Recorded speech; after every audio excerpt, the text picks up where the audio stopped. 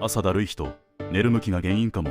向きを変えるだけで体が蘇る。実はあなたがどの向きで寝ているかだけで体の負担、内臓の働き、朝の調子まで大きく変わります。統計では約6割が横向き、約3割が仰向け、うつ伏せは1割未満。でもその向きによって体への影響が全く違うんです。寝姿勢は血流や呼吸、内臓の位置にまで影響します。特に横向き、仰向け、うつ伏せではそれぞれメリットとリスクがはっきり分かれています。左向き寝のメリット、胃酸の逆流を防ぐ効果があり、逆流性食道炎に悩む方に特におすすめです。右向き寝のメリットは消化を助け、心臓への負担も軽減、便秘気味の方や自律神経が乱れやすい方に向いています。仰向けは最も体に負担が少ない姿勢で歪みを整えやすいと言われます。肩や腰への負担が減り、呼吸もしやすいという定説があります。しかし一方で、いびきや睡眠時無呼吸のリスクが高まる可能性もあります。正しい睡眠姿勢は人によって違います。自分の体質や悩みに合わせて寝る向きを変えるだけで朝の快調さが劇的に変わります。